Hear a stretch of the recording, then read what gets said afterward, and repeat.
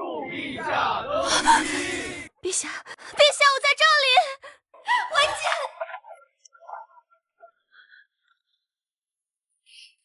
大胆贱婢，本宫才是名正言顺的皇后，而你低贱的商户女，只配在天牢里待产。不可能，你在骗我！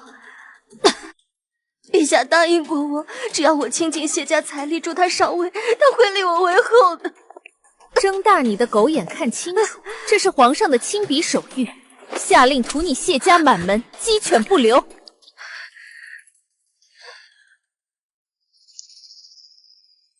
你谢家富可敌国，不杀你爹娘，皇上怎么把谢家的家产据为己有？还有你的宝贝婚书，也是皇上找人伪造的。我不信，我16岁就跟了他，他不能这么对我。16岁就跟男人跑了，还有脸要名分？皇上论旧情，特许这孽种一命，男的充征，女的为婢。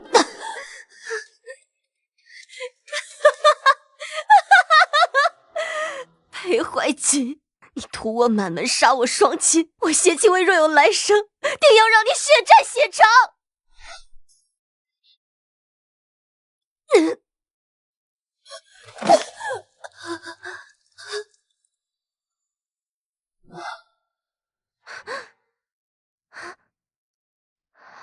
我没死。小姐，今日是您和姑爷大喜的日子。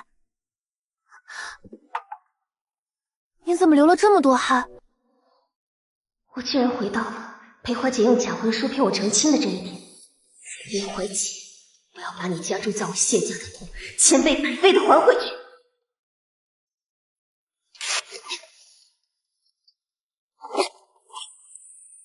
小姐，您这是干什么？半夏，给我换素服。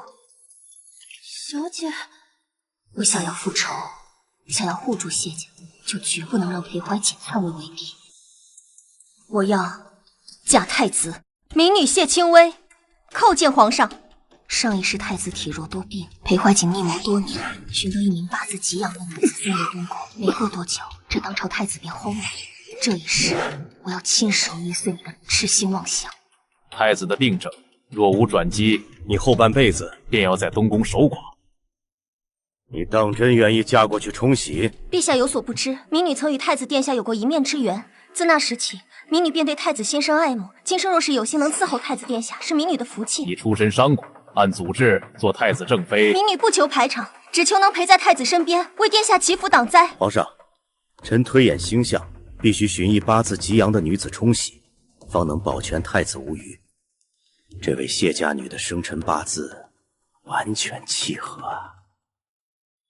罢了，婚期定在下月15，内务府全权操办，你安心待嫁即可。大婚之前，朕会下令封口，无人会知道太子妃是谁。民女领旨谢恩。太子妃之位近在眼前，待我入东宫，便是我向她复仇的开端。燕王，上一是我的夫君，这一是我的仇人。夫人，你去哪儿了？一整日没见你人影，派出去的人也没找着，还以为你回扬州了。夫君说什么呢？我特意从扬州来找你，怎么会突然回去？只是在府里闷得慌，出门转了转。你出门的时候有没有遇到什么奇怪的人，跟你说奇怪的话？没有啊，夫君这话何意？京城最近不太安生，你性子单纯，容易被骗，还是少出门为好。就算要出门，也得跟我说一声，我派人护着你才放心。护着？分明是盯着我谢家的金山银山，没了这些钱财，你拿什么收买人心？知道了，都听夫君的。听下人说你把婚服给烧了，难道你不想跟我成婚了？听下人说你把婚服给烧了，又是怎么回事？微微今日的举动与上一世大不相同，难不成？难道你不想和我成婚了？微微，裴怀瑾向来生性多疑，我不能让他看出来破绽。我们是夫妻，有什么话不能跟为夫说？那婚服的绣花我不喜欢，没有3书6礼也就算了，连婚服你都拿这种次等品糊弄我。夫人不喜欢，重做就是了，又不是什么大事。不过我们婚期将近，夫人可不能这般的任性了。看来是我想多了，他就是耍些女儿家的小脾气吧。青薇，上一世是我负了你，这一世绝不会再让你离开。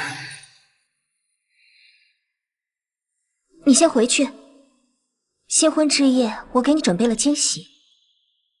哦，哎呀，赶紧回去，婚前见面这不合规矩。那我就等着夫人的惊喜了。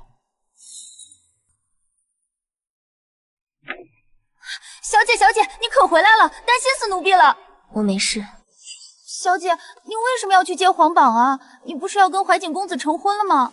他可不是什么商贾之子，是当朝的六皇子，燕王殿下。燕王殿下早就娶了王妃，那小姐你……不错，她满嘴谎言，断不能嫁。至于嫁给太子，我自有打算。若被查出已有婚约，那可是欺君之罪啊！怕什么？这婚书和那怀瑾公子一样，都是假的。半夏，你去收拾包袱，现在外面全是他的眼线，我们得找个理由出去。我要立刻传谢婚扬州，告诉你裴怀瑾此人狼子野心，立刻切断谢家与他所有的天来往来。这一世崎岖。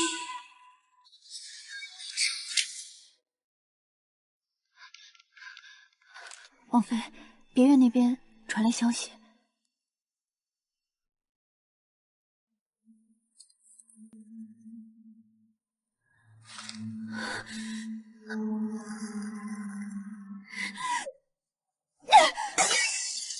好啊！我说王爷怎么半个月连我的院子都不踏进半步，原来是在外面养了狐狸精。走，叫上家丁，跟我去城南别院。是。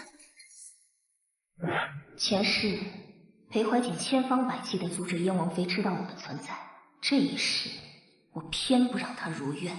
大胆奴才！燕王妃驾到，还不让开！砸！给我把门砸开！今天我非打死那个不要脸的奸人！王妃息怒，殿下吩咐过任何人不得入内，请王妃不要让属下为难。今天谁来也顾不住这个贱人！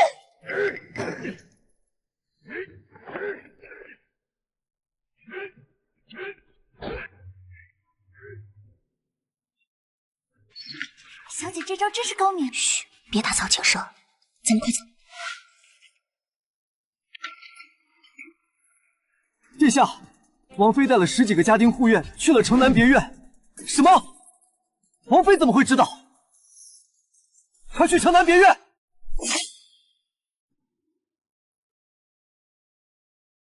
你们岂敢拦本王妃？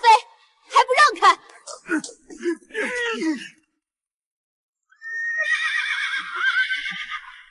王爷，你怎么来了？谁准你来这里的？你敢打我？你在外面养外室，你把他押回府，禁足，不允许他踏出房门半步。放开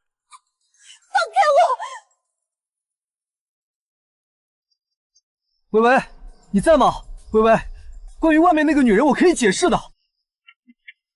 薇薇，你再不开门，我就要闯进去了。薇薇，我不是故意骗你的，我们就要成婚了，你不要误会我。人呢？谢清薇，谁准你离开的？来人，给我查！京城翻个底朝天也得把薇薇给我找回来。裴怀瑾，你就算掘地3尺也不可能找到我，因为我即将嫁给你最厌恶的太子，成为你的皇嫂。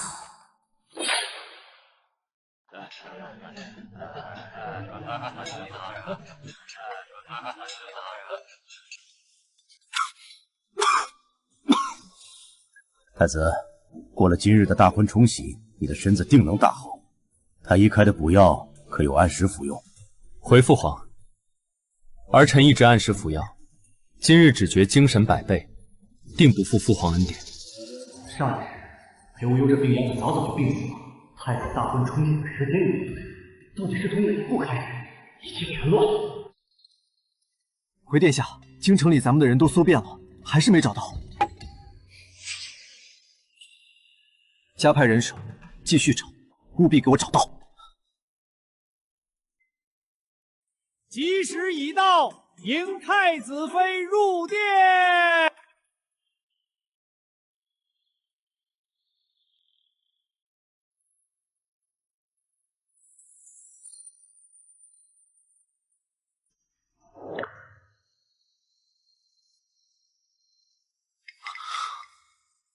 这个身段，还有这走路的姿态，微微，绝对不可能，他怎么会在这里？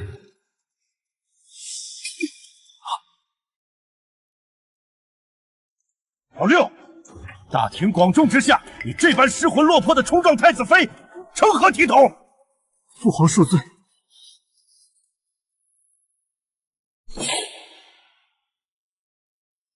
父皇恕罪，儿臣吃多了酒，一时头晕眼花。哼，退回你的座位上去。裴怀瑾在皇帝心中的分量不低，看来这点刺激还不够。不对，应该是我看错了。上一世微微和太子并没有瓜葛，怎么会成为太子妃呢？一拜天地。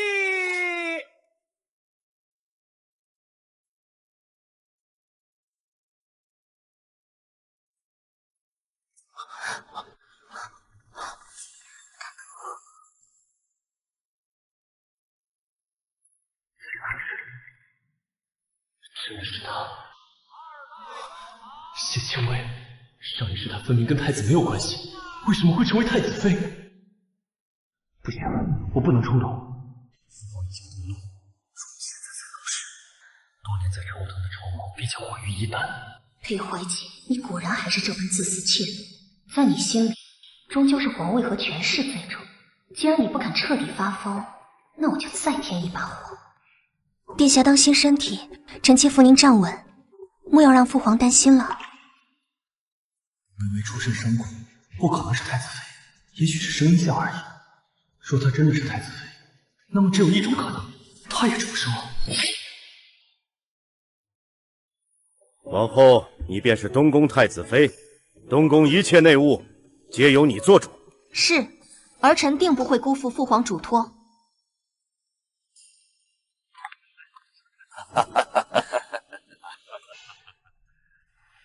小七，你今日可瞧见太子妃的模样了？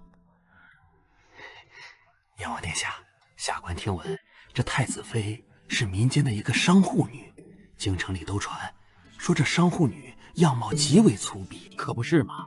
这太子妃长得丑陋，只是八字合了冲喜的要求才被选进宫的。太子殿下那般风姿，娶这么个妻子，真是可惜了。你们胡说！皇嫂一点都不丑，她长得可漂亮了。要不是嫁给了太子皇兄，等我成年，肯定求父皇把她赐给我做王妃。齐殿下，你倒是说说，太子妃娘娘怎么个美法？皇嫂肌肤胜雪，貌比西施，那模样比雨中的海棠花还要绝艳，俊的就像从画里走出的仙子。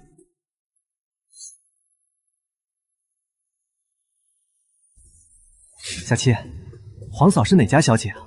以前怎么没听说过京城哪家小姐有这般绝色？皇嫂不是京城人，父皇怕有人知道了冲撞太子皇兄，太子妃的身份瞒的是密不透风的。上一世太子妃明明是我的恋人，怎么这一世凭空冒出来个商户女？不行，我一定要查清楚太子妃身份。我越早得知，就越早能和微微在一起。六皇兄，你平时沉默寡言的，今天怎么这么关心太子妃？我只是关心太子的身体罢了。太子妃来历不明，我担心。原来如此，我听太子妃的口音像是扬州人，或许可以。扬州人？你确定？确定。我母妃就是扬州人。扬州人，神国出身，难道太子妃真的是谢清微？哎，怎么了？殿下，城门口的暗线回话了，没有谢姑娘出城的记录。殿下，您去哪儿啊？去东宫。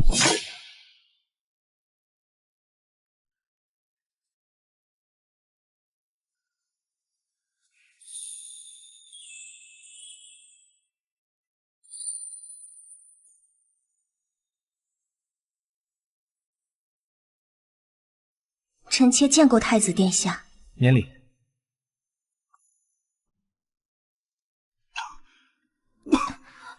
殿下，您身子不适，这合卺酒便罢了。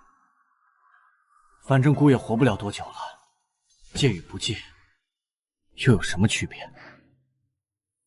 还未到最后一刻，殿下怎能自暴自弃？说不定我真能给殿下冲洗，让殿下的身子好起来。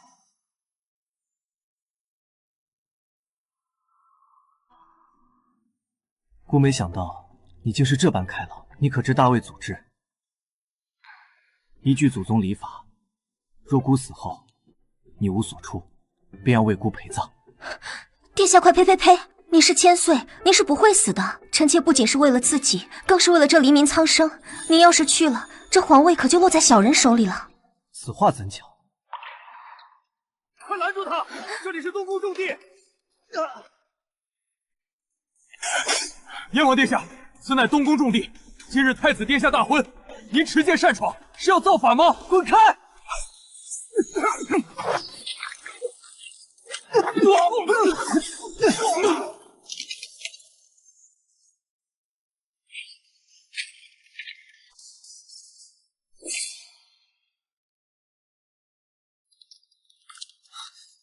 谢青薇，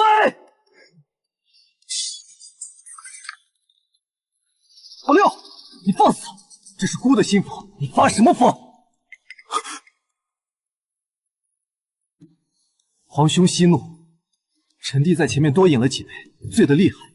臣弟只是好奇，想来一睹太子妃的真容。滚出去！东宫岂是你撒酒疯的地方？皇兄，臣弟今日若看不清太子妃的样貌，绝不踏出这扇门半步。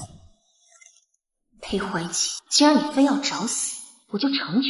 燕王殿下好大的规矩，太子仁厚，不愿与你一个醉汉计较。但这大魏的祖宗法度还在，惊扰储君大婚者，按律当自废双手谢罪。殿下既然执意要看，不知可愿当场献出双手，来换看本宫一眼？自废双手，我若成了废人，还拿什么争夺这天下？他性格温婉，连只蚂蚁都不忍心踩死，绝对不可能对我如此绝情。里面的人一定不是他，是我认错人了。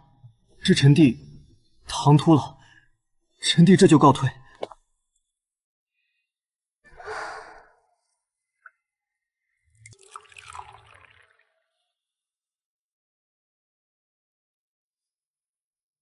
你以水代酒，可是刚才听了祖宗陪葬的规矩，怕姑真的死了，连累你殉葬。你放心，姑知道自己时日无多，死前姑定给你留一纸休书，和一笔足够你安身立命的银两。到时候你拿着钱出宫，去过安稳的余生吧。在这吃人的皇宫里，他竟是唯一一个真心替我重谋活路的人。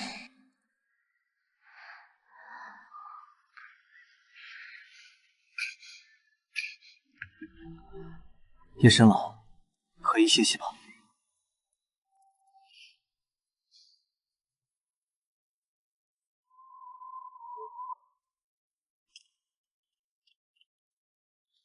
主子，属下带人找遍了城门和各大客栈，还是没找到谢姑娘的动向。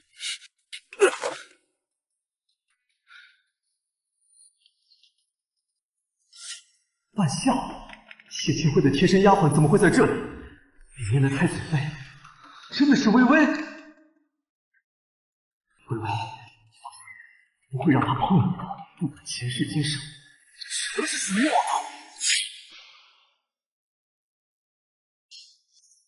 立刻去兵部敲响登闻鼓，就说边关800里加急，我要裴无忧现在就滚出东宫。遵命。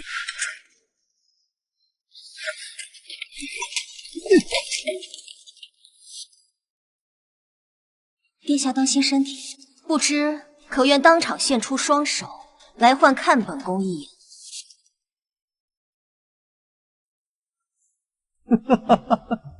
原来如此，微微，你是在生我的气啊！他一定是知道我娶了丞相之女陆羽堂，所以在跟我赌气，竟然跑去给裴无忧那个短命鬼冲洗，以此来报复我。微微啊，微微，你真是个傻女人。难道不知我需要借助陆家的势力才能登基吗？陆羽堂不过是个摆设。等我坐上皇位，皇后的位置依然是你的。这一世，我一定不会再让你伤心了。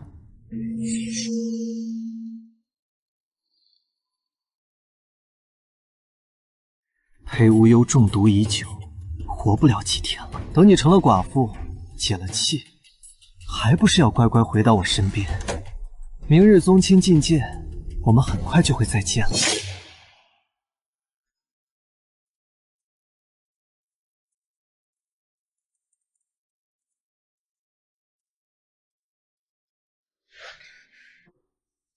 燕王殿下，让开！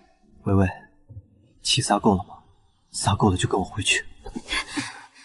燕王殿下，请叫我皇嫂。这里没有外人，何必再装？我知道你气我娶了陆羽堂，但那只是权宜之计。只要裴无忧一死，我登基为帝，定会风风光光迎你做皇后。哼，你又何必作践自己，嫁给一个快死的病秧子？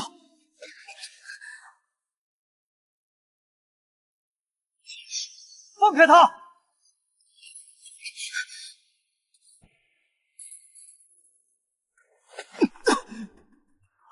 燕王在宫中公然拉扯太子妃，规矩学到哪里去了？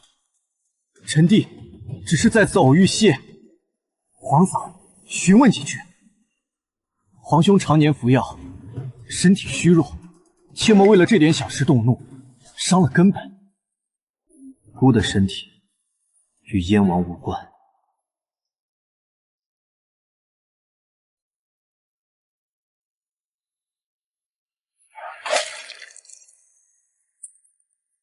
谢清微，你以为嫁给太子我就没有办法了吗？你逃不出我的手掌心的，你这辈子只能是我一个人的。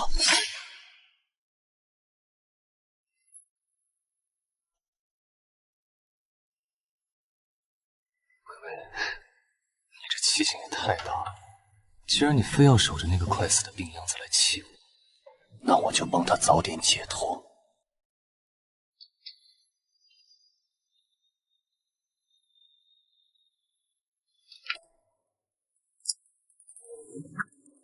这是西域的慢性断阳散，无色无味，拿去给东宫的奉茶太监，他知道怎么做。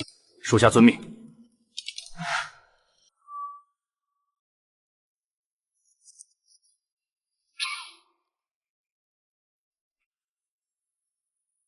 殿下，该喝安神汤了。这刺青是裴怀瑾的死尸，这汤里有毒。殿下别喝！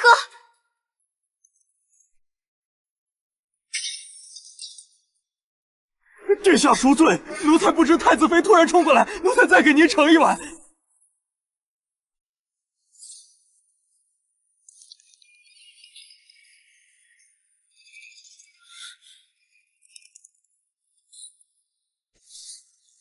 拖下去，交给安维莹，撬开他的嘴。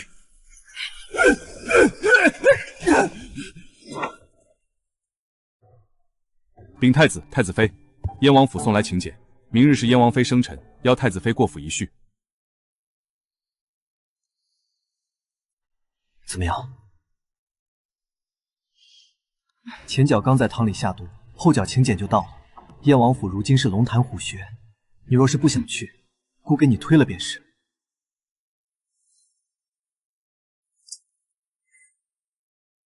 来而不往非礼也。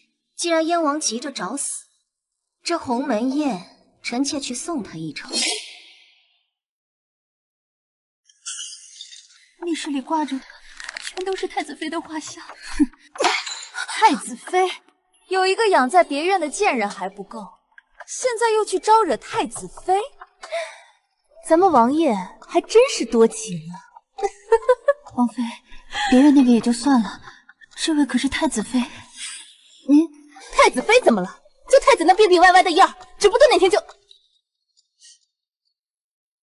他既然敢勾引王爷，那就别怪本妃不客气了。这是西域的烈性迷药，明日生辰宴加进太子妃的茶里。本王妃倒要看看，当着全京城诰命夫人的面，这位冰清玉洁的太子妃能做出什么伤风败俗的丑事。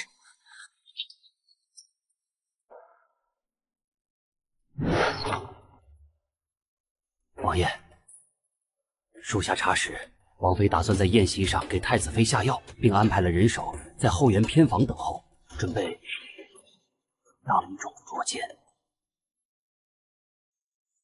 不用做了，把王妃安排在偏房的人全部撤走，偏房周围20丈内不许留任何活人。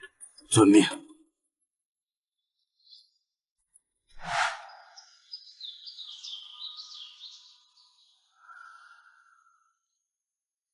皇嫂能来，蓬荜生辉。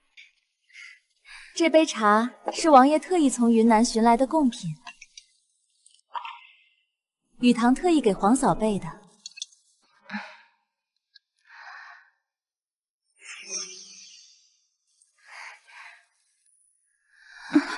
太子妃4时不胜酒力，奴婢扶您去后院休息。既然你们这么喜欢作曲，本宫就让你们尝尝作茧自缚的滋味。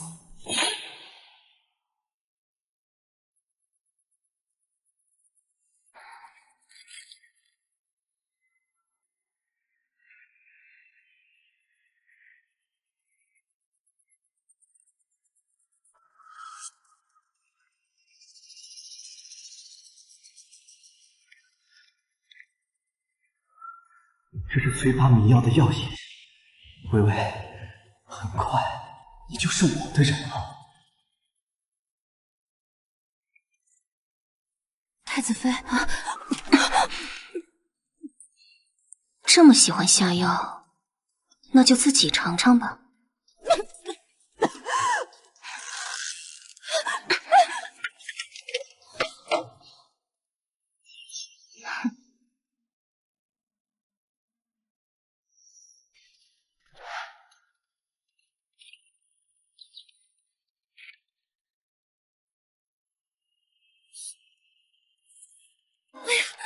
是大白天的，后院怎么传出这种污言秽语的声音？听着动静可是激烈的很，连门板都要撞碎了。莫不是府上哪个胆大的奴才，竟敢在主子生辰宴上白日宣淫，真是好生无耻！不好，刚才太子妃不胜酒力，便是去了那边的偏房歇息。王妃的意思是，里面那不知廉耻的女人，难道是太子妃？真的？休得胡言！太子妃身份尊贵，定是遭了狂徒算计。天子脚下，燕王府内，岂容宵小放肆？来人，随本王妃去救人拿贼！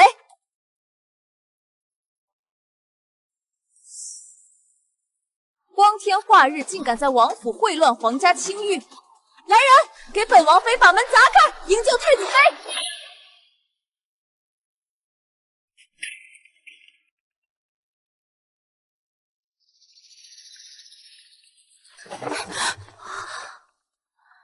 先把床榻围起来，绝不能让那狂徒跑。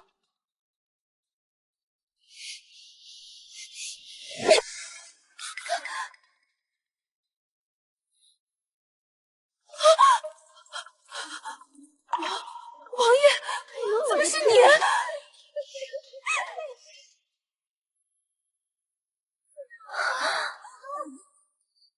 天哪，这是在做什么？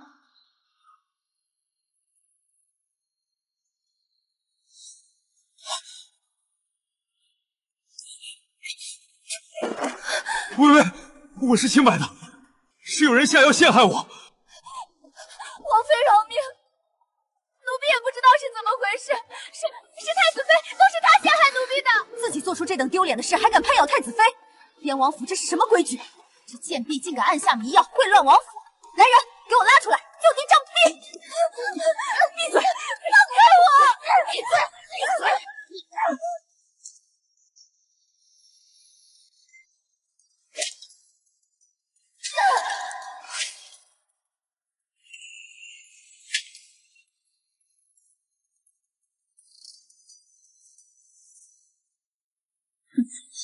燕王妃这招贼喊捉贼，真是让本宫大开眼界。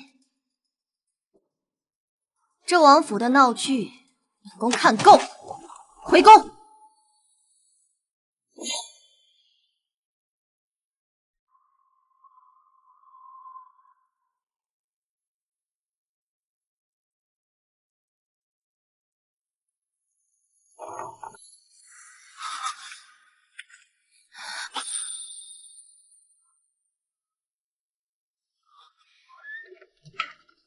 姑听说你在燕王府当众打杀了陆羽堂的贴身丫鬟，有没有伤到自己？那群燕王府的侍卫可有对你放肆？殿下放心，我连指甲都没断一根，不过是替半夏讨回一点利息，让人当场用乱棍打死了那名叫翠儿的刁奴。燕王府的闹剧看够了，我就回来了。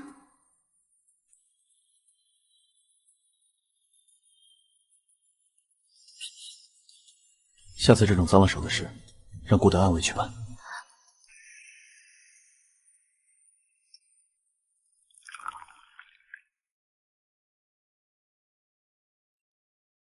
前世今生，他们欠我的，我必须亲手一笔笔讨回来。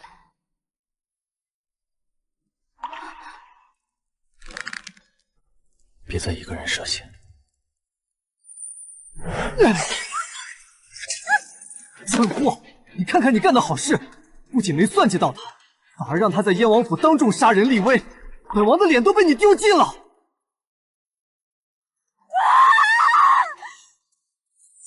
王爷，你打我！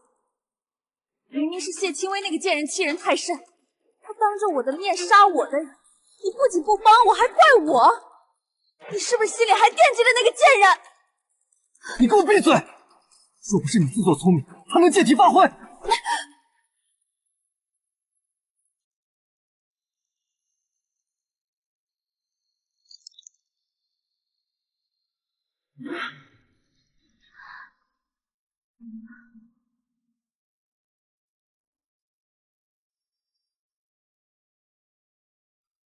前世的谢清微连踩死一只蚂蚁都不忍心，对我更是百依百顺。可他刚才看我的眼神，这根本不对。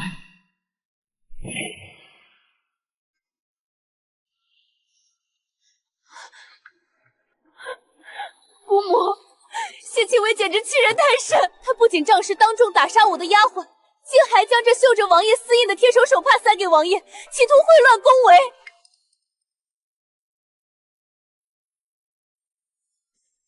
私相授受，秽乱宫闱，这可是诛九族的大罪。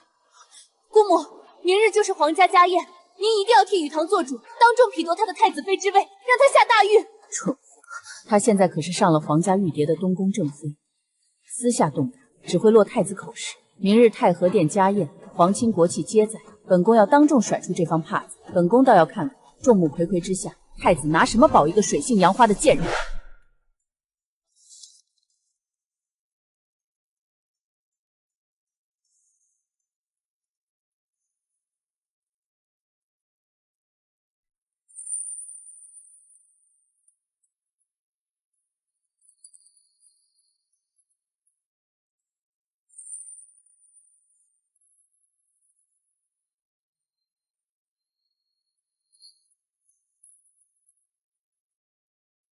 安县来报，陆羽堂已经把那方假手帕交给了长公主，他们打算在明日家宴上发难，将你彻底钉死在耻辱柱上。那他恐怕要失望了。扬州那个替陆羽堂伪造手帕的绣娘，1个时辰前已经被谢家的商队秘密押进了京城地窖。古今几日旧疾又犯了险，太医说尽量少走动。明日家宴，姑尽量到场。万一晚些，你在席上先应付着。殿下身子要紧，不必勉强。宴会上无非推杯换盏，我应付得来。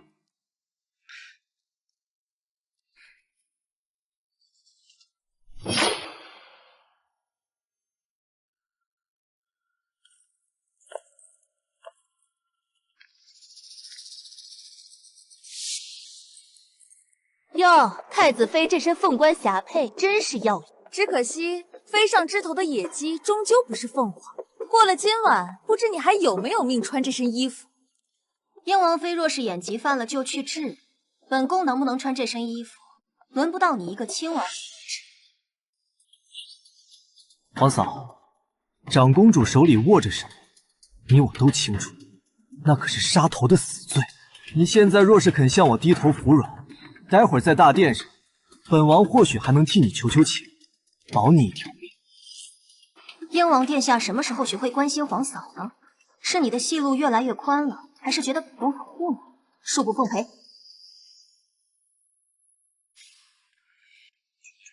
来，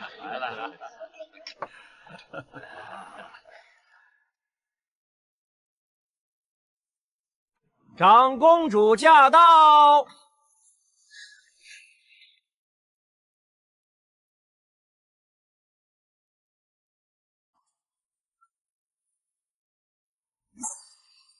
太子妃，你给本宫跪下！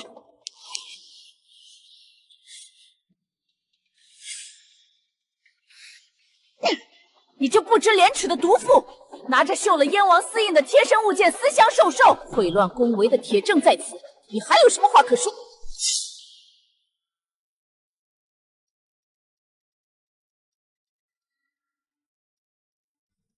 臣妾不知身犯何罪，请长公主明示。这方手帕是太子妃出嫁前遗落的贴身之物，上面却绣着燕王殿下的私印。长公主殿下，臣妾要告发谢清微婚前失贞，秽乱后宫，罪不容诛。出事！铁证如山，来人，即刻剥夺谢清微太子妃之位，押入大牢，给本宫动用大刑严加审问。燕王殿下，你的王妃公然污蔑你我亲王，你就没什么好说的吗？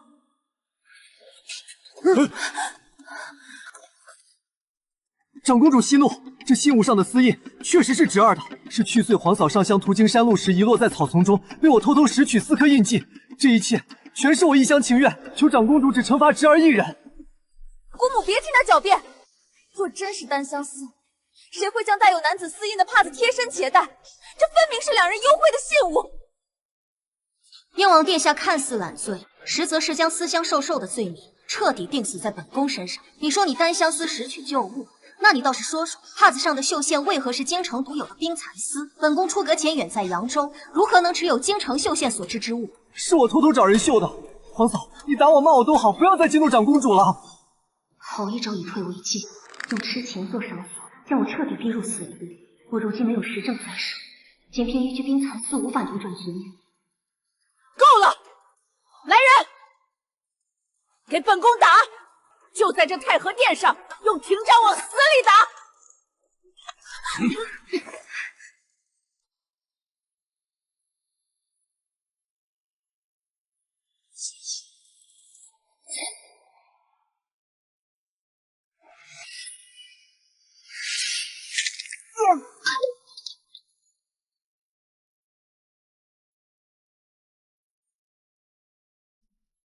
姑看谁敢！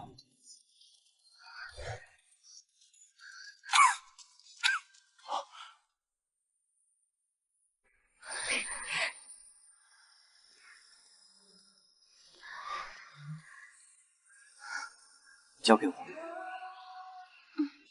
无忧，你不是旧疾发作，怎得此时赶来？又怎可在殿前动怒？姑母既说铁证如山，不如也看看姑手里的证据。姑方才接到暗线急报，查明了这方手帕的真正来历。姑已经派人拿下了扬州绣坊的掌柜。燕王妃花了1000两白银，买通扬州绣坊伪造燕王私印，绣坊老板的账本，王妃心腹签下的收据，绣坊伙计亲笔画押的供证，白纸黑字俱在此处。不是这样的，长公主殿下，这证据不是臣妾伪造的，太子太在说谎。长公主殿下，燕王妃罔顾宫规以下犯上，公然冒犯储君，该当何罪？你个贱人，这哪有你说话的份儿？宫规森严，请长公主明断。燕王妃罪犯储君，张嘴20，以示惩戒。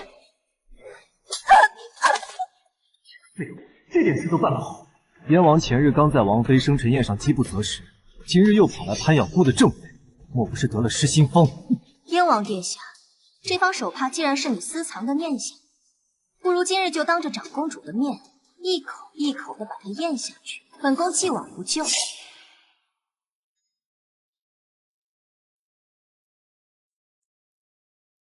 燕王殿下可要想清楚了，你今日若是不吞，便是承认这手帕是伪造的，当众犯下欺君之罪；你若是吞了，便是当着皇室宗亲的面咽下这脏东西，坐实了你觊觎皇嫂的变态行径。够了！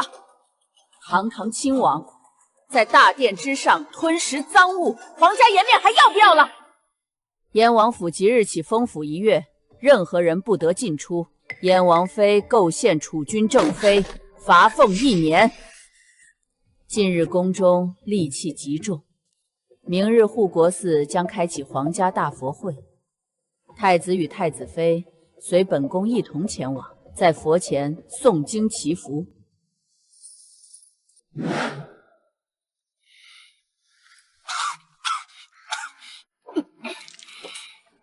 殿下，你带兵强行赶来，又在殿上动怒，催动了体内的剧毒。孤无碍，只是接到暗线急报，说你准备的绣娘遭裴怀瑾暗杀，孤若晚到一步。裴无忧，我有事瞒你。其实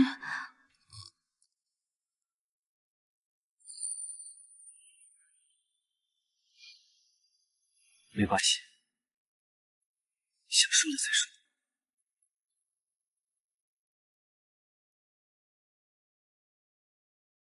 前世我把真心错付给了畜生，这一世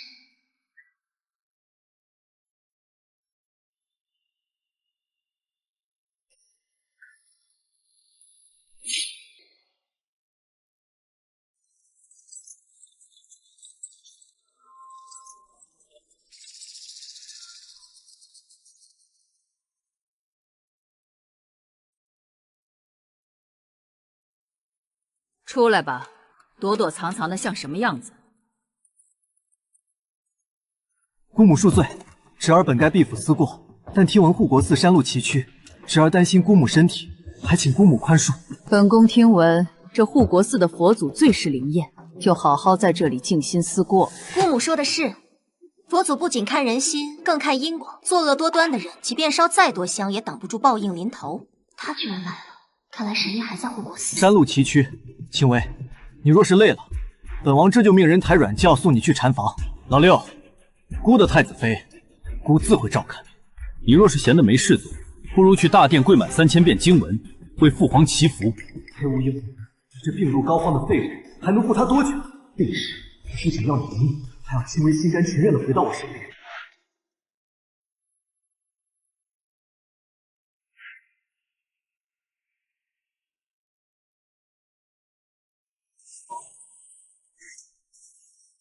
后山那个姓林的草包神医，是世上唯一能解太子之毒的人。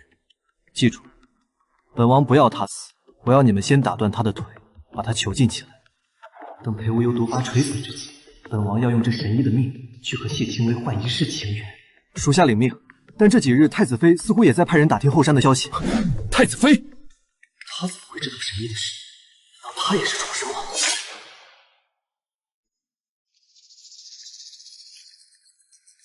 夜深路重，皇嫂不在禅房侍寝，孤身跑来这荒山野岭做什么？燕王不在佛堂思过，跑到后山做什么？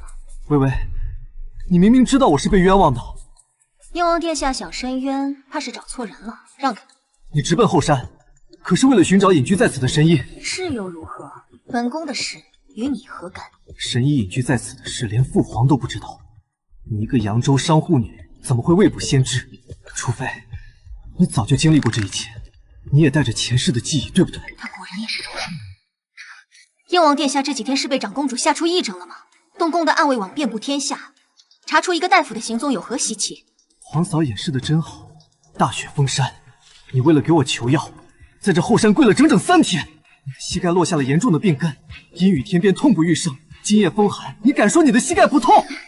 燕王殿下，我生在扬州，长在扬州，连大雪都没见过几回。你若是病得不轻，不如早点回府请太医。前面是谁？长公主有令，护国寺大佛会期间，后山入夜进行，立刻查探。燕王殿下，长公主的侍卫转瞬就到，你若是再不让开，我现在就砍断刺客。意图谋害储君正妃，这罪名殿下担得起吗？看来真的是我多虑了，她不过是裴无忧手里一颗听话的棋子。皇嫂请。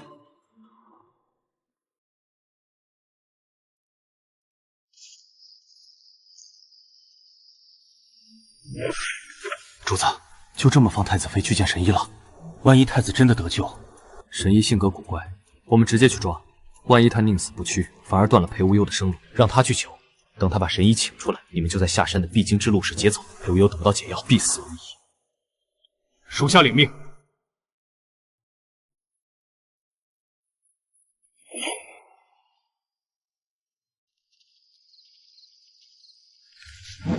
皇嫂，裴无忧已经是强弩之末，太医都束手无策，没有这个神医，他绝对熬不过今晚。燕王带着死士拦截当朝太子妃，是想造反吗？微微，你何必跟着一个将死之人陪葬？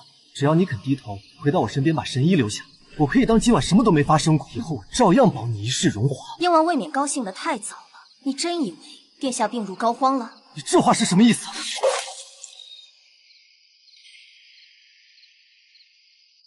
裴无忧，你不是吐血昏迷了吗？你耍我！做戏做全套，不让燕王以为孤快死了，你怎么会露出狐狸尾巴？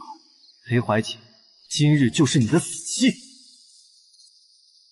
大胆狂徒，竟敢在护国寺撕掉死士，给本宫拿下！做梦！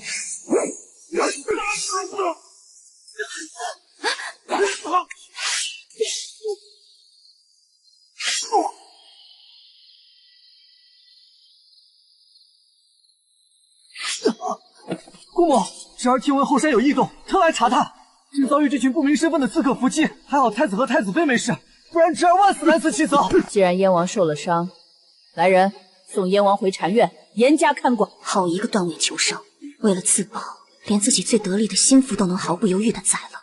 裴怀瑾，你这冷血的毛病真是一点没变。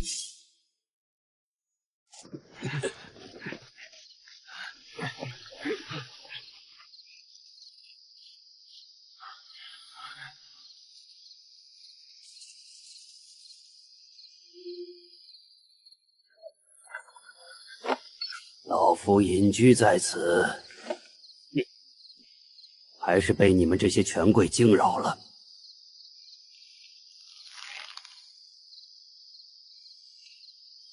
不过，今日算老夫欠你们一个人情。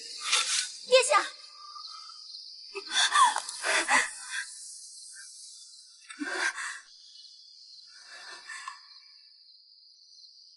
胡闹！饥寒态度入骨，内力几近干涸，竟然还在逞强，全凭一口气撑着。换做旁人，早断气了。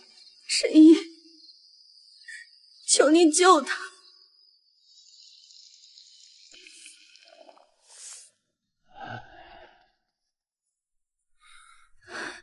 殿下，你怎么这么傻？殿下明知自己毒入心脉，为何还要拿命去赌？若是刚才神医救不回来，您让东宫上下如何自处？要将我置于何地？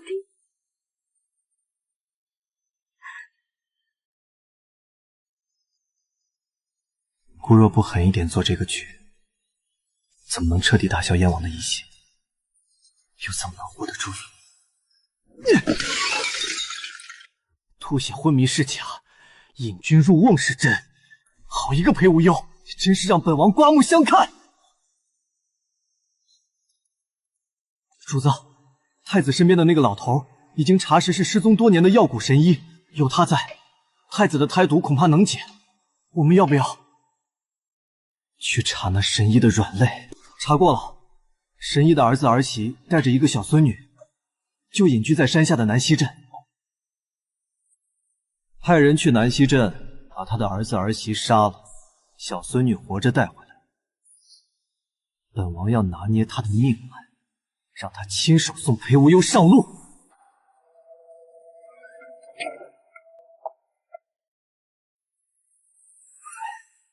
全都不对。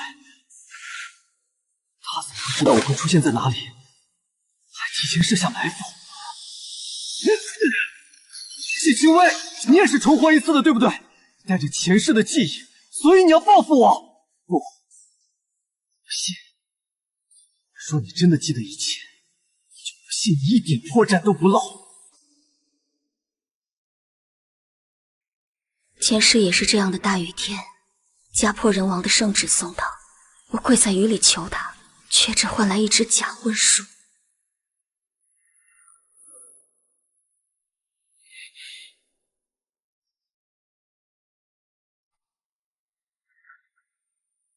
在想什么？脸色这么长。看这雨下的大，觉得有些寒意。殿下休息，我去偏房看看神医的药熬得如何了。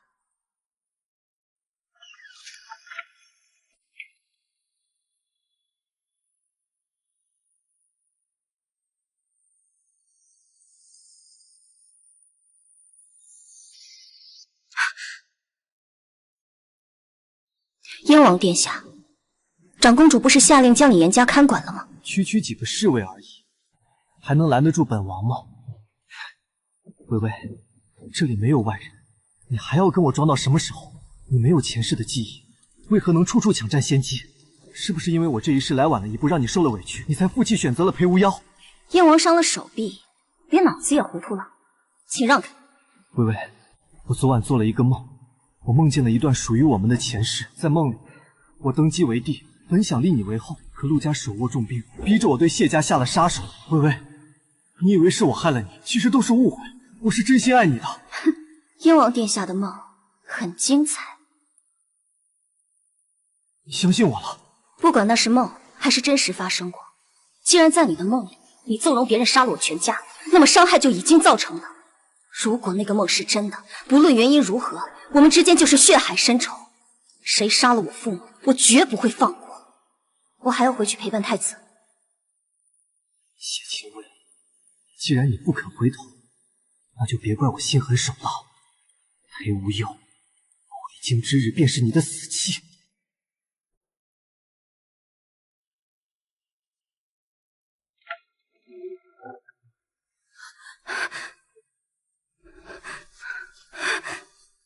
毒血逆流，生气将断，想必是太医院所有的药都已经失效了。娘娘明鉴，殿下体内的太毒突然彻底失控。微臣若用猛药，殿下立刻五脏焚烧；若用良药，毒血瞬间结冰。这毒根本无药可医。解释的话不必多说，我只要一个最坏的底线，他还能撑多久？毒气已逼近心脉，殿下绝对熬不过今晚子时了。都退下。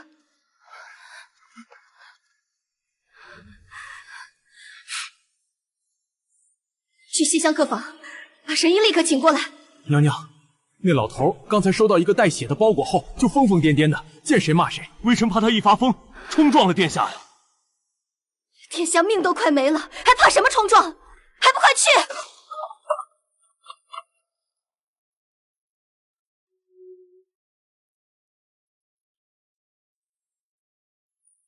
老匹夫，立刻开枪救殿下，否则我现在就活拐了你！哎，动手！找死！死！全家早被你们这群皇家畜生害死了，因为在护国寺救了太子，暴露了行踪。我那在南溪镇的儿子儿媳，昨日被杀手当街砍死。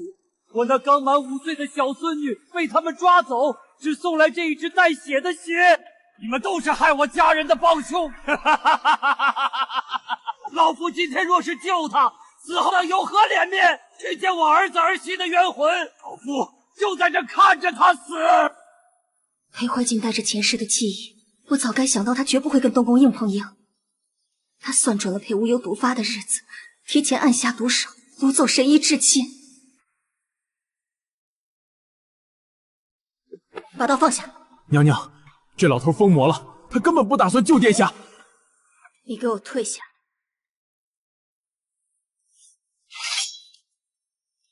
梁先生，你没事吧？南溪镇的血案，我深感痛心，但您恨错了人。天下乌鸦一般黑，皇家的狗咬狗，难道还有无辜的？你们东宫的命是命，我一家老小的命就不是命。当年下令屠镇，用百姓做诱饵的不是东宫，是如今权倾朝野的燕王。杀你儿子、掳走你孙女的也是他。你少拿这些话来诓骗老夫！你是太子妃，自然要把脏水往正敌身上泼。我与他无冤无仇，他杀我全家图什么？图什么？图把那些见不得光的人命当做他往上爬的垫脚石。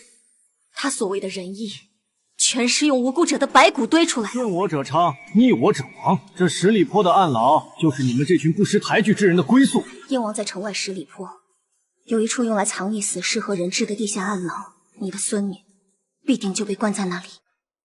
我若是救了太子，他绝对会撕票的。太子今晚若是死了，明天一早，图你满门的燕王就会入主东宫。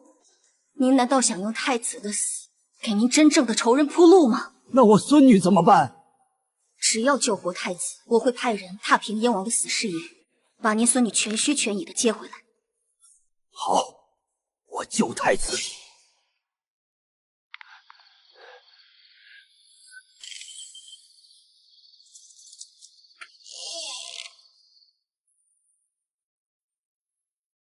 烈酒，滚水！闲杂人等全给老夫滚出去！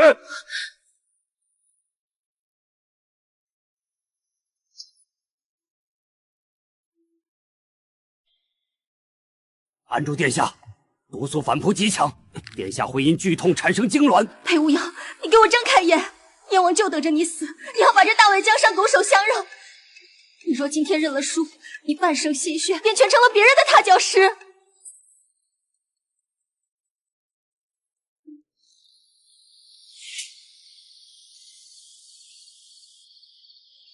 毒血暂时压制住了，接下来是最后一针定命针。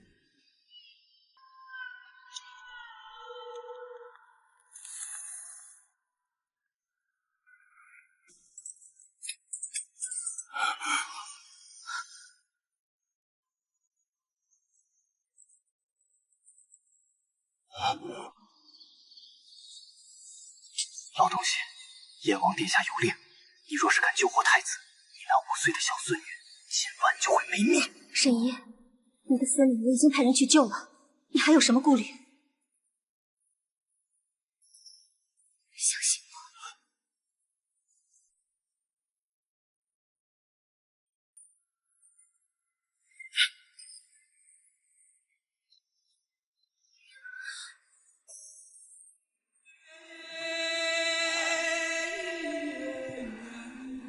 我尽力了。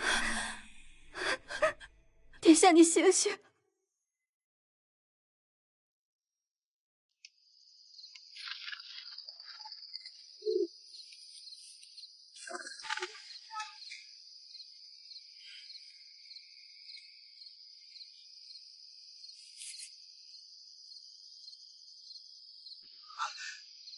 那个老东西到底还是怕了，裴无忧死了！恭喜王爷，传本王将令，点击府内精锐禁军，立刻包围东宫。王爷，太子已死，我们为何还要兴师动众？本王这是去救驾，太子遇刺身亡，本王带兵冲进东宫，诛杀行刺的神医，死对证，然后把清微接回本王身边。毒血排尽了，殿下性命无忧了。殿下刚醒，切莫妄动。你瘦了，看来殿下身子是真的好了，还有心思嫌弃妾身了。没有嫌弃，我是心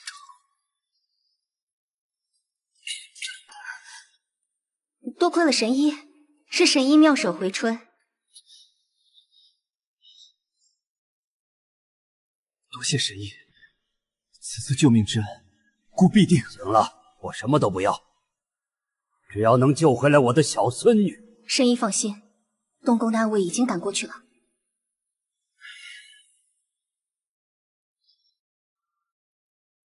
你裙子脏了，先去换了吧。我这里有神医看着，不碍事。前世裴怀瑾为了夺权做了万全的准备，在城郊秘密建造地牢。这地牢的入口就在郊外的山洞里。待东宫暗卫从暗道潜入，把神医的孙女救出来，不许惊动任何人，截杀所有飞出丝牢的信鸽。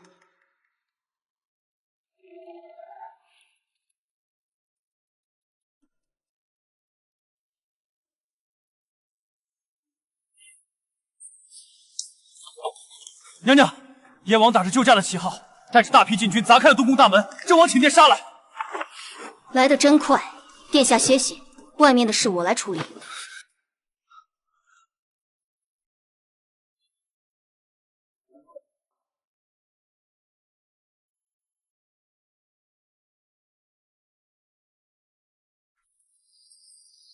将士们，随我救驾，揪出刺客，就地正法。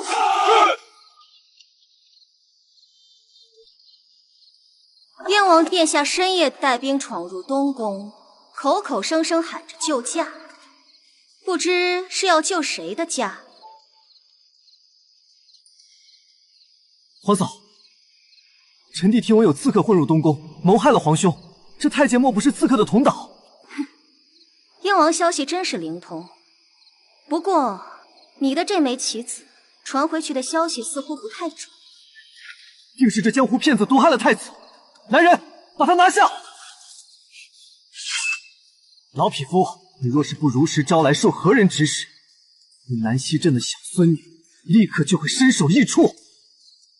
燕王殿下，老夫的孙女就不劳您费心了。把人带上来。爷爷，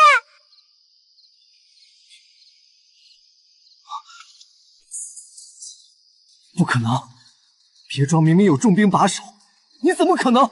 我怎么可能无声无息地把人救出来？你真以为你的那点手段能瞒天过海吗？老六，你真是让姑大开眼界。擅闯东宫屠戮无辜，还敢在东宫大放厥词，姑定要禀明父皇，治你谋逆之罪。皇上驾到！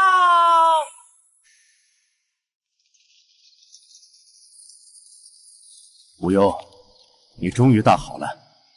太医院那群废物束手无策，看来朕为你选的谢家丫头是个有福气的。父皇，儿臣能行全靠神医，只可惜有人不希望儿臣活过今晚，请父皇过目。老六，你自己看。父皇明鉴，儿臣傍晚发现府中一印信丢失，一路追查，才发现是小顺子偷了印信来东宫作乱。儿臣怕皇兄有事，这才急忙带兵赶来。燕王殿下这番话，将自己撇得真是干净。长命锁昨夜还在城外别庄，今夜就到了东宫内应手里。一个偷印信的奴才，能有这么大的能耐调动禁军，还能精准算准殿下破门的时间。皇嫂，臣弟不知这奴才受了谁的指使，臣弟带兵撞门，那是救人心切。父皇，神医的孙女在燕王别庄被救出，暗卫已将看守别庄的活口压在宫外，随时可以对质。裴无忧行事手段变得如此凌厉，若今晚真把老六治罪，朝堂上便再无人能牵制太子。好一个包藏祸心、挑拨皇室兄弟的狗奴才！来人，把这刁奴拖下去，立刻杖毙！父皇，此人是重要人证。无忧，刁奴已经伏法，你大病初愈，最需要的是静养，而不是大动干戈。你弟弟虽然行事冲动鲁莽，但也是中了恶人的连环计。兄弟戏强，岂不让天下人耻笑？好一个兄弟戏强！前世裴怀瑾造反屠杀东宫时，怎么不见皇上讲骨肉亲情？老六，你御下不严，发疯1年。太子大病初愈，你常来东宫走动，替你皇兄分忧。儿臣知罪，多谢父皇隆恩。铁证如山，人证物证俱在，父皇竟然轻描淡写的接过，甚至让他常来东宫分忧，这分明是在纵容燕王。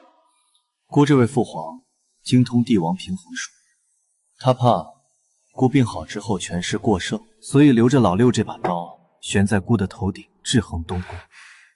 父皇今日的偏袒没有底线，既然他想护着裴怀瑾，想看我们互相倾轧，那我就把这盘棋彻底掀翻。前世裴怀瑾靠着吞并我谢家的商铺和银钱，大肆笼络朝臣。这一时，他既然想来东宫分忧，我便让他连燕王府的大门都走不出去。半夏，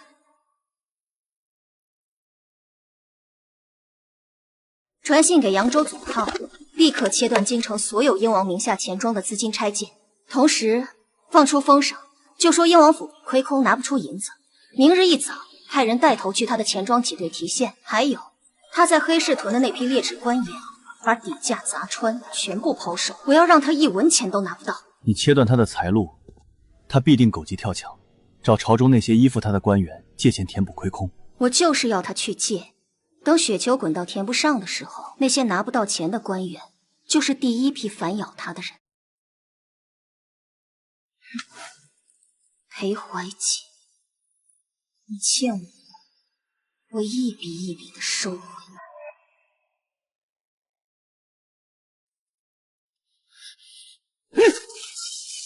王爷息怒，王爷息怒啊！谢家不仅撤走了全部拆借资金，还带头放出风声，说燕王府内部亏空。现在外头围满了挤兑现银的百姓，咱们囤在黑市的那批粗银也被谢家拿底价彻底砸穿了。谢家，谢清微，好一个谢清微！裴怀瑾，你都做了什么？顺天府的人今天一早冲进我娘家，把我的裴家铺子全部查封了。谁让你来的？滚回去！现在没空听你在这大呼小叫。你让我滚？裴怀瑾，你给我老实交代，你是不是把我的嫁妆和钟馗的银子全都拿去填了外面那些狐妹子的无底洞？如今府里连下人的月银都发不出，逼得我堂堂正宫王妃去变卖首饰。你身为皇室亲王，还有何颜面立足于朝堂？疯妇，滚出去！本王没空陪你闹。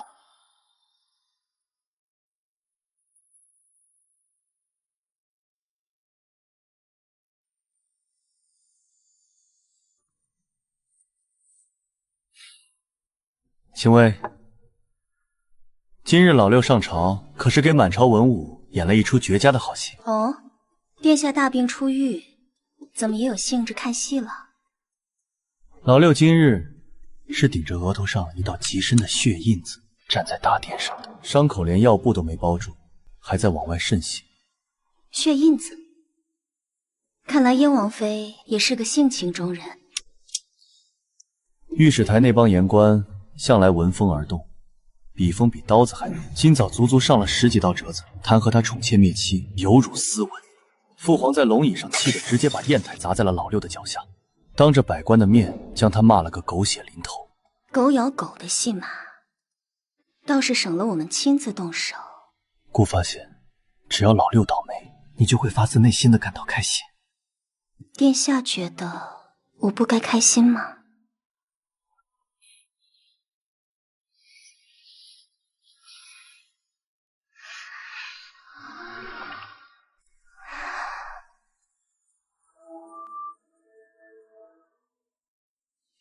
殿下娘娘，神医带着小草来谢恩了，说要给殿下请平安脉。快请老先生进来。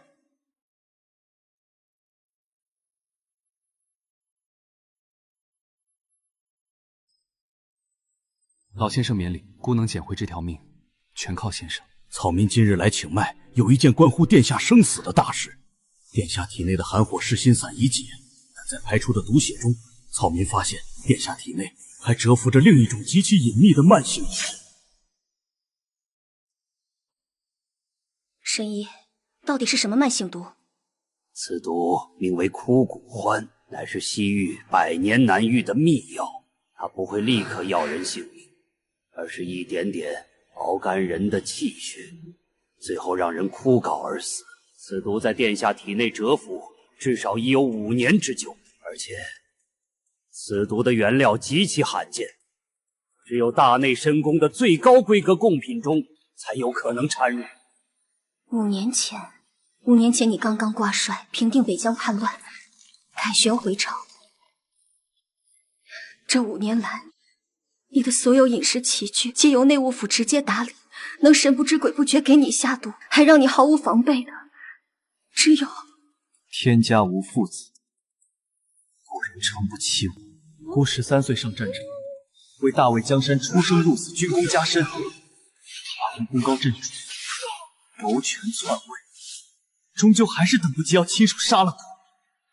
青薇，父皇容不下孤，老六踩着孤的血往上爬。孤若反，便是不忠不孝；孤若不反，这天下落到他们手里，苦的是万千百姓。你敢跟我走这条路吗？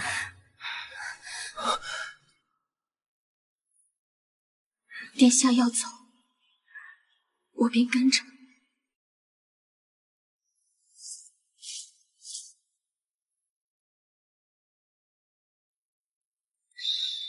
圣旨到！来得真快。传陛下口谕，听闻太子抱恙，病情反复，陛下甚是担忧，特召太子妃谢氏即刻孤身入宫觐见，不得有误。臣妾遵旨。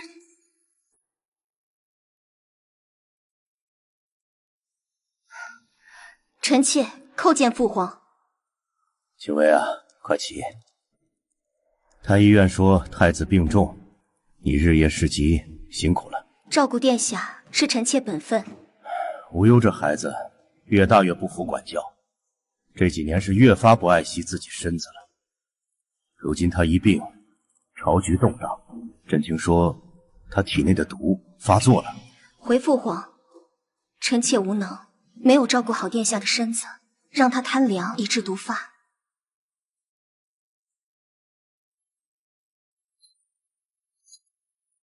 你是个聪明的孩子，谢家满门19口安分守己，你也不希望谢家因为一个将死的太子，惹上诛九族的谋逆之祸。这是极乐丹，无忧太痛苦了，你帮他解脱。事成之后，谢家加官进爵，你依旧是朕的好儿媳。拿谢家全族的命威胁我，逼我亲手毒杀自己的丈夫，好狠的帝王心术！青薇，父皇是不是把那东西给你了？让开！你别执迷不悟了。父皇已经调遣2000御卫军，暗中包围了谢家。只要你今晚不把这药喂给裴无药，谢家就会满门抄斩。难道重活一世还是改变不了前世的命运吗？青薇，你清醒一点，现在只有我能救你。你现在去把药喂了，等裴无忧没了，我立刻去求父皇，把你赐给我。这是你和谢家唯一的活路。娶我，你也配？我不知道你在说什么，但是你冒犯到我，就得付出代价。什么意思？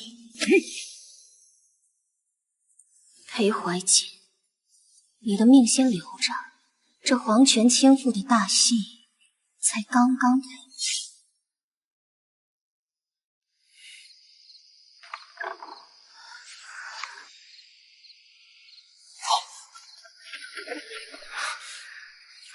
这般难看，太医，别叫太医，让神医来看看。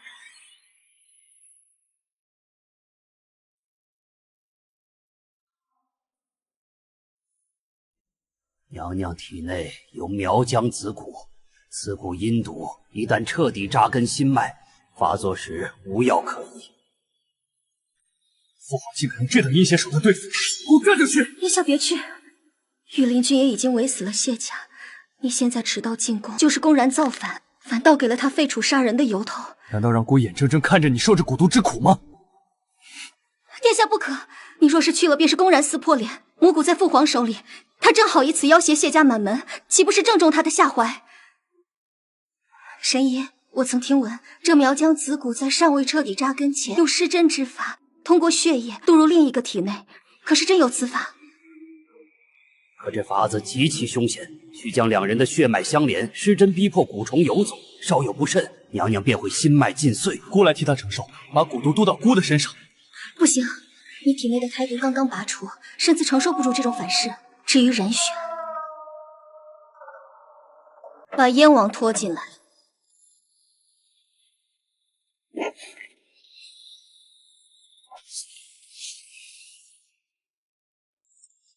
神医，动手。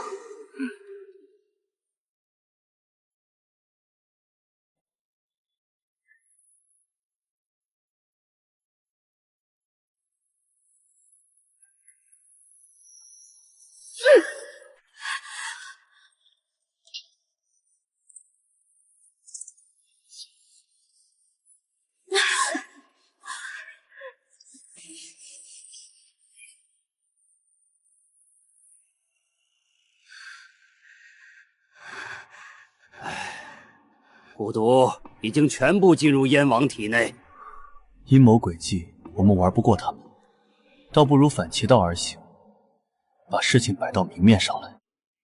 殿下的意思是，父皇要的是名正言顺，那我们就让满朝文武，让天下人都看着，届时他想动国，便要先过这天下悠悠之口。殿下放心，这件事交给我。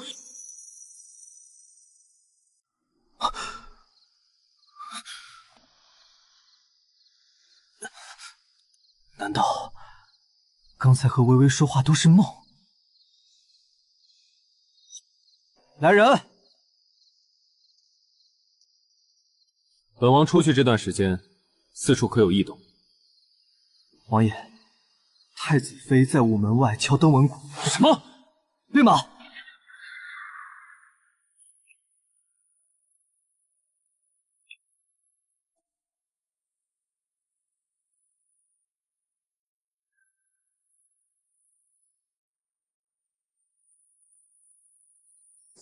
我谢氏一门3代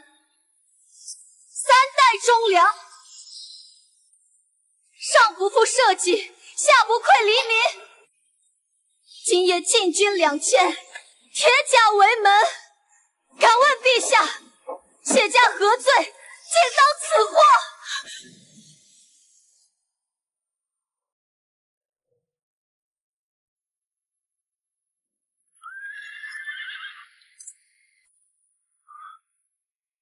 太子妃深夜自请下堂，谢家3代忠良，太子妃一直恪守妇道，到底出了什么变故？别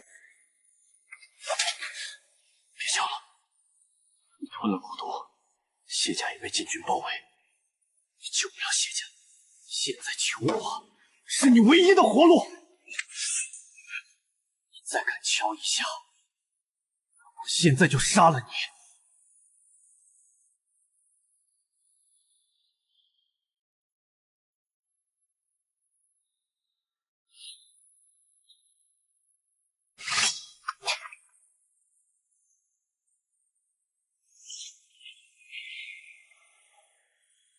这是在干什么？谢大人，你仔细听他说什么。我谢家世代平庸，毫无建树，臣妾德行有亏，不堪辅佐太子。皇上仁慈，体恤我谢家老弱病残，竟于今夜子时派出2000余灵军，将我谢家府邸严密包围，不准任何人进出。2000余禁军包围谢宅，这分明是抄家的先兆啊！皇恩浩荡，谢家惶恐至极，实在承受不起这般大恩，臣妾唯有自请下堂，以保谢家百口性命，以谢皇上隆恩。皇上，午门外已经聚集了6部尚书9卿和督察院的御史，太子妃的罪基书已经当众念了3遍。那些言官都在干什么？禁军是摆设吗？不知道把他的嘴堵上拉走吗？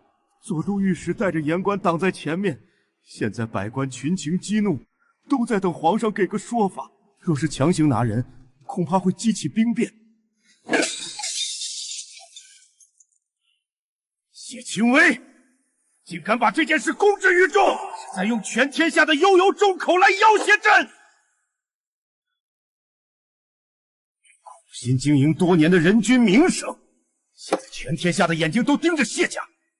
谢家今夜若是死一个人，朕就是残暴不仁的昏君，手上会重重记下这一笔。传朕旨意，因念其谢家有功，即刻召太子妃入宫觐见。奴才遵旨。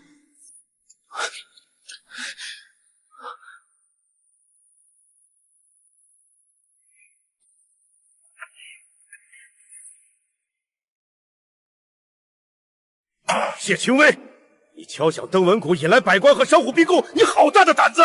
皇上今夜若是屠戮谢家，明日全天下的商行便会罢市，大魏的钱粮立刻断绝。你敢威胁朕？臣妾是在保全皇上的圣明。一旦罢市，军心大乱，史书上便会记下皇上逼死商贾、断绝军粮的罪名。传朕口谕，谢家无罪，让赵胜把2000御林军撤回大营。这，叶清微，朕撤兵了，但你利用百官和百姓逼迫朕，违逆了朕的旨意。臣妾听不懂父皇的意思。既然你不肯乖乖做一条听话的狗，朕就要让你付出背叛的代价。父皇，父皇，清微只是一时糊涂。你给我住嘴！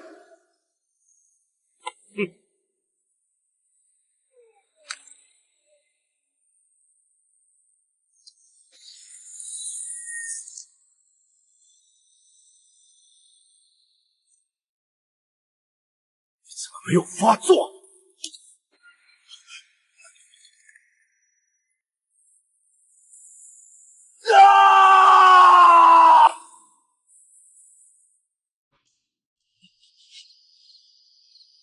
谢清微，蛊毒为什么在他身上？什么蛊毒？臣妾从未见过那种东西。来人，传太医！父皇不必传太医了，老六这是作茧自缚。太子，你手里拿的是什么？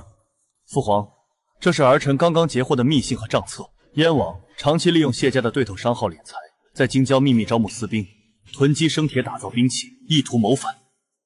中用了！裴怀瑾，你好大的胆子！私造兵器，招募死士，不仅要谋反，你还敢修习巫蛊之术！父皇，我没有，这账册肯定是假的，儿臣是清白的呀！人证物证俱在，还敢狡辩？来人，把这个逆子拖出去，狠狠的打，废除燕王爵位，贬为庶人！父皇，我错了，父皇！裴怀瑾，我的报复才刚刚开始。去，把神像底座的暗格砸开，那里有本王生母留下的江南兵符和200万两银票。只要拿到这些，本王就能逃到江南，东山再起。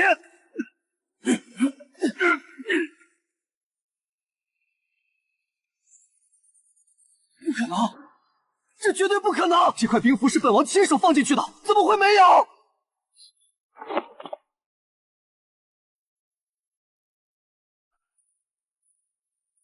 燕王殿下是在找这个吗？谢清微，你怎么会知道这个地方？这连父皇都不知道。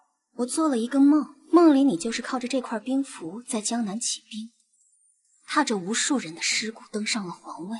你觉得梦醒之后，我还会把这把刀留给你吗？清微，我们才是天造地设的一对。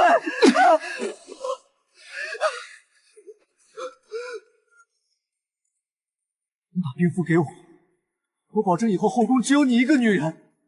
你要相信我。梦里我就是太过相信你，才会搭上我谢氏全族。我恨不得将你千刀万剐。所以你设计嫁给他，就是为了找我复仇。谢清微，你真是好狠的心！挑断他的脚筋，给我拖进赵狱最底层的死牢。不，松手！你们会后悔的。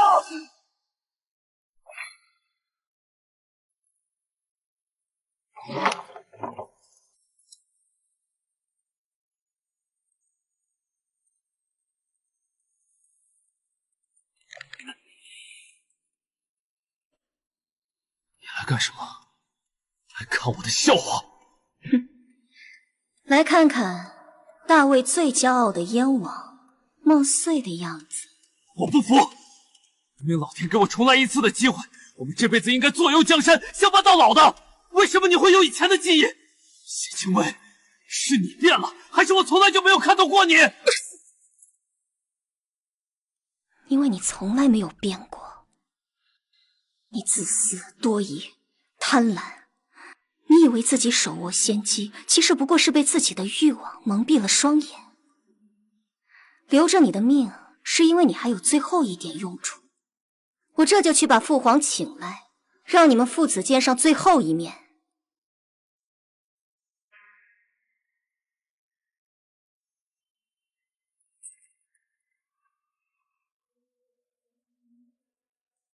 快，从密道出宫，交给禁军王统领，告诉他裴无忧谋反，只要他带兵入宫救驾，朕封他为异姓王。奴才遵旨。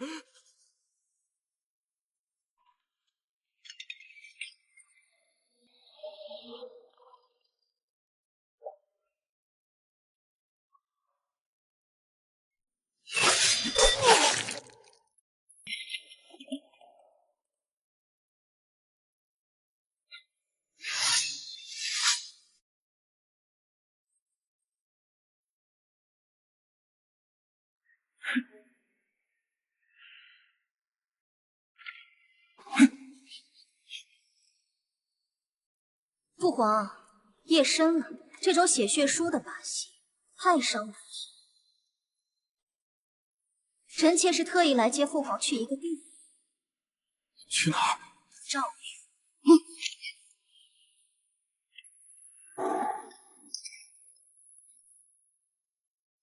父皇，父皇救我！是谢清威那个贱人害我！你是不是带兵来平叛了？快杀了他们！闭嘴！你这个没用的废物！如果不是你贪功冒进，带死士包围东宫，朕怎么会落到被裴无忧软禁的地步？明明是你暗示我去东宫抢人的，出了事你就把我一脚踢开，让我顶罪！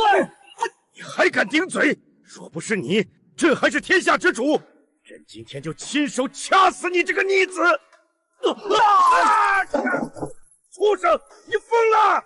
你想让我死？好，那我们就一起下地狱！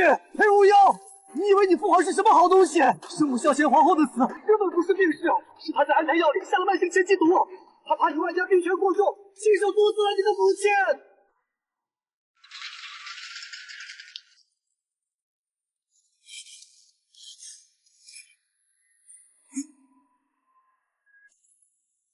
他说的是不是真的？是朕做的又如何？朕是天子，卧榻之侧，岂容他人酣睡？外戚干政，任何威胁到皇权的人都得死，他该死！一剑杀了你，太便宜你了，脏了姑的剑。来人，将废帝打入西郊最破败的冷宫，没有姑的旨意，任何人不得探视。逆子，朕是天子，是你的生父，这般对待我，必遭天下人唾骂，遗臭万年。生父，你也配？母后待你情深义重，你却为了一己之私，亲手害死了他。余生就在冷宫里为我母后守灵赎罪。裴无忧，成王败寇，要杀便杀，少在这假惺惺。杀你，太便宜你了。你这一生最看重权势颜面，那我便让你尝尝跌落尘埃，任人践踏是何滋味。打入天牢，那里终年不见天日，数以为半。燕王殿下便在那里慢慢回味你这一场荒唐的春秋大梦里。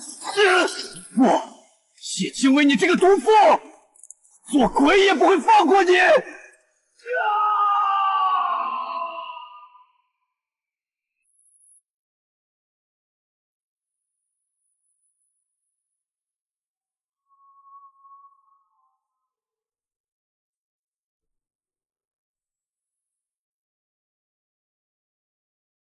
殿下一直盯着我做什么？如今大局已定，还叫殿下？陛下，还是叫夫君听着顺耳。夫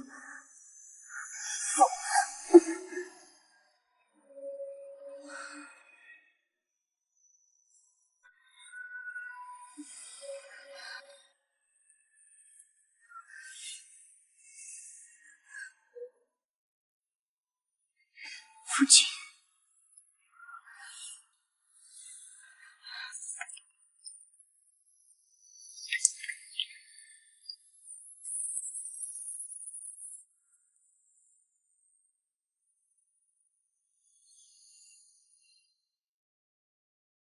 裴无忧，有一件事我一直想问你。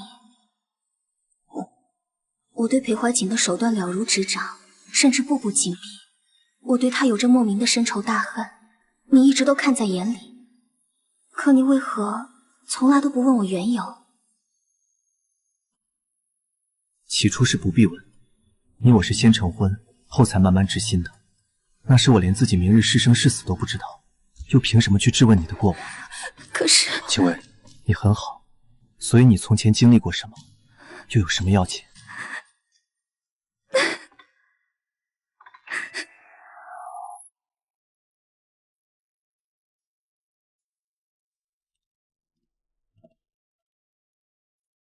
退下吧，过来。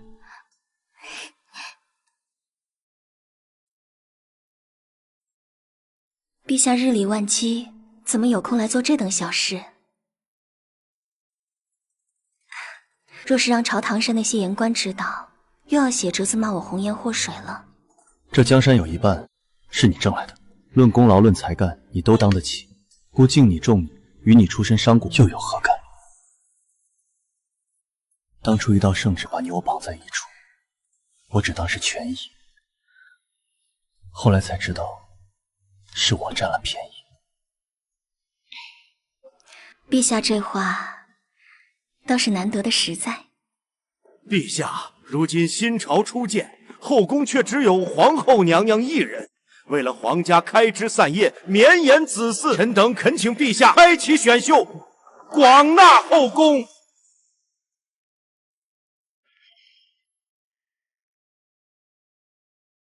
开枝散叶，绵延子嗣，说的是陛下圣明。陛下圣明。皇后与朕患难与共，如今天家方定，众卿便要朕转身去充盈后宫，这是要朕做一个忘恩负义之人给天下人看。陛下，历代先皇都是3宫6院，这是祖宗规矩呀。祖宗规矩里也没有臣子替君王安排整齐的道理。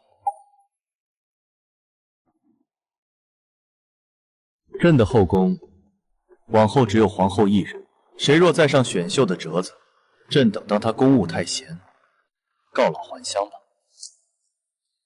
上一世，裴怀瑾登基后，为平衡朝局，将各方势力的女人源源不断接入后宫，对我只有利用与防备。而裴无忧，咱们站在风口里等，方才那些话不必放在心上。我只是在想，你为了我驳了满朝大臣，史书上唠几句话，值得吗？朕争这天下，本就不是为了3宫6院，若连娶谁守谁都做不了主，这皇位坐着又有什么意思？来人，快传太医！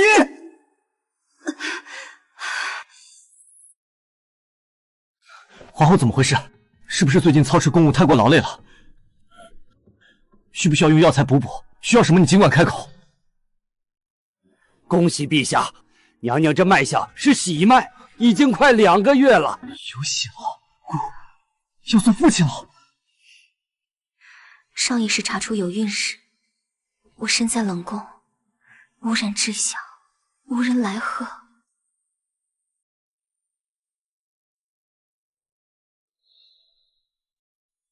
好。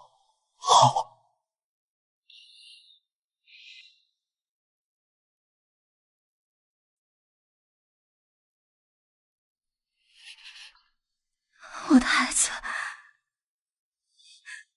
要！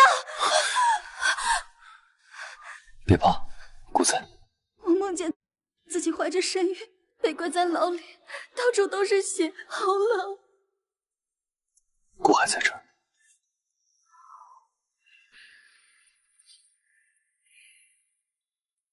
睡吧，姑陪着你。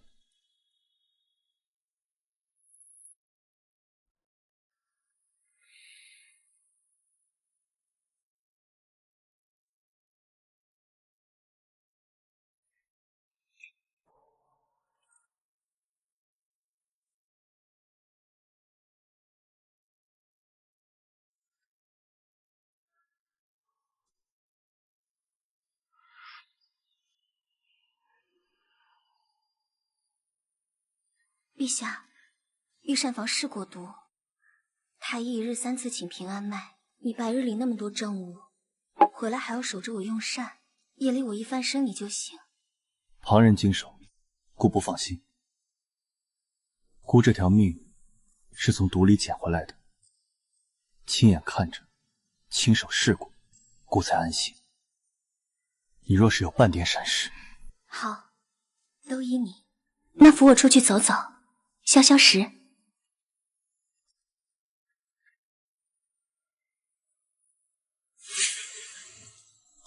把这路扫净，皇后行走之处，不容半点疏漏。无忧，我只是有孕，不是瓷娃娃，没那么娇气。姑怕这江山姑能守，可姑怕护不住你们母子。陛下守得住天下，也守得住我们。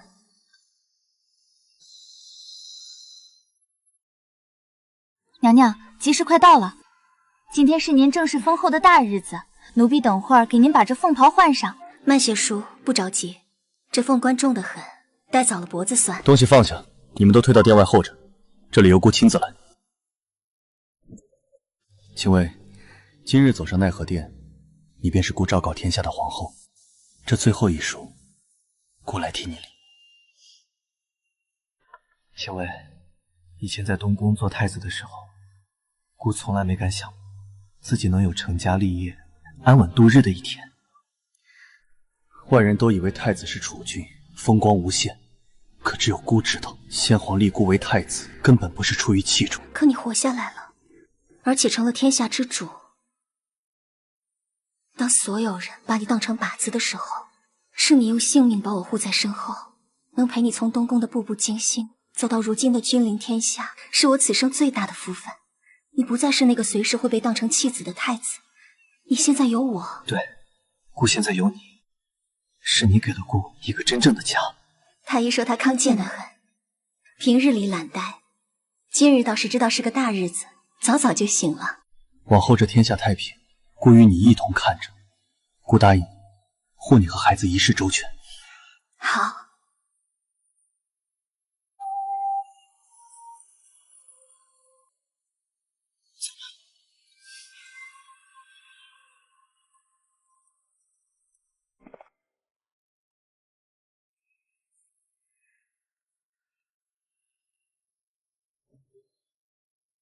今日封后大典，在此之前，姑有一份大礼要送给皇后，宣谢氏族人。草民叩见陛下，叩见皇后娘娘，娘娘千岁千岁千岁。谢家忠勇，辅佐有功，特赐谢家为皇商，统领天下商道，世袭罔替。上一世裴怀瑾登基第一天，便是诬陷谢家谋反，满门抄斩。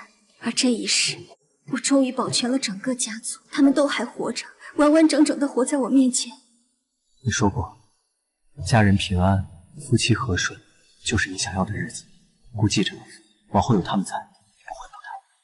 不要，够了，这样就够了。吾皇万岁万岁万万岁！皇后娘娘千岁千岁千岁！这万里江山，盛世繁华，姑与你，还有我们的家人，生生世世，永不分离。生死契阔，与子成悦。